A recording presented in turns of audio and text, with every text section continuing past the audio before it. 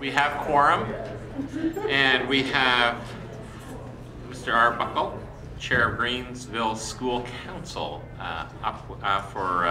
we have you for 5 minutes. Go right ahead whenever you're ready. Oh, another one. There we go. Thank you.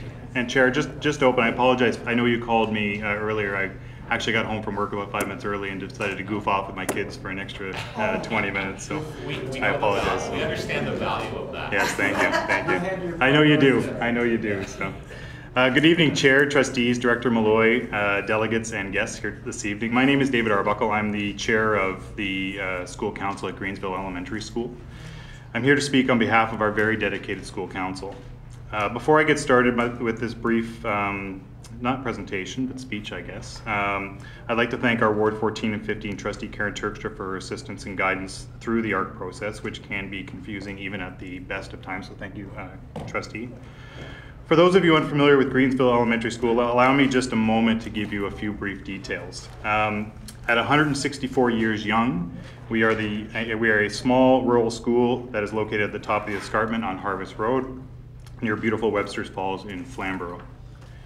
We have a large catchment area that follows the escarpment west to Westover Road, and north to Concession 4, and east to Highway 5. Greensville is a JK grade 5 school with approximately 215 future leaders enrolled there. For the last 3 years, with a child currently in grade 1 at Greensville and one entering full day kindergarten in September, I've had a privilege of getting to know many of the parents and staff who live and work in the community. I'm constantly impressed by the Greensville parent community and their dedication not only to the school but to their community and most importantly to their children. It is this dedication that has driven parents in our school community to become active and engaged in the ARC West discussion and decisions. Greensville parents, quite frankly, are concerned that they are being forgotten in this debate. While high school seems like a long way off for elementary school students and parents, it is the Greensville students and others in grade 3 and 5 in Dundas and other areas that will be entering secondary school in Dundas during a time of large potential change. All parents want to ensure that their children are entering a stable educational environment that will be conducive to learning and their social development.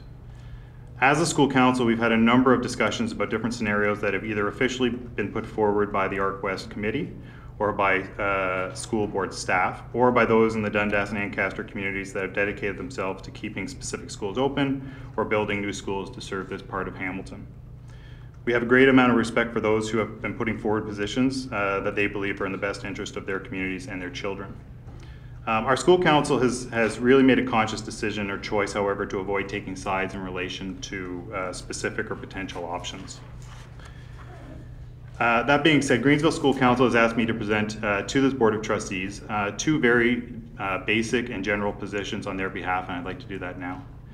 The first point is that there must, it's capitalized on my page, not underlined, but it's capitalized, must be a secondary school in Dundas that will comfortably accommodate students from Greensville and other parts of rural Dundas and Flamborough. As with many rural school issues, a central consideration is transportation. Many of the students that attend Greensville, Spencer Valley, Dr. John Seton, Millgrove, Queens Rangers travel by bus to and from school. Due to the geography, many students in these areas spend a good portion of their school day on a school bus. Without a secondary school in Dundas, our children would be forced to commute to other parts of the city, greatly increasing their time on a school bus. Trustees would be well aware of the impact extended travel time can have on learning and school involvement. Increased travel time can alienate our kids from the educational system.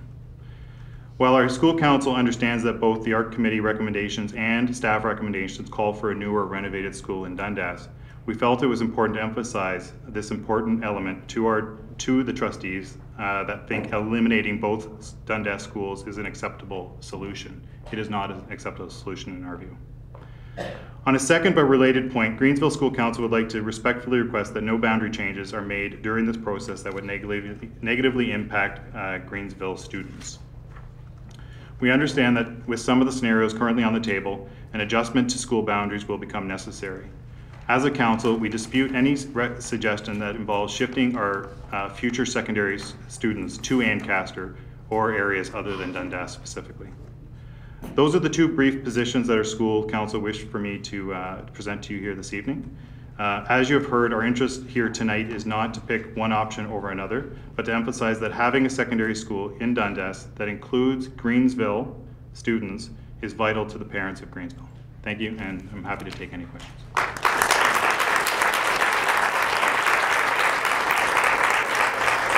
you have any questions for clarification? Now I'm looking for a motion then. Thank you, Trustee Bishop, seconded by Trustee Turkstra for receiving. All those in favor? Thank you. Trustee Mulholland's out of the room. Thank you. I'd like to thank you very much for coming and speaking to us today.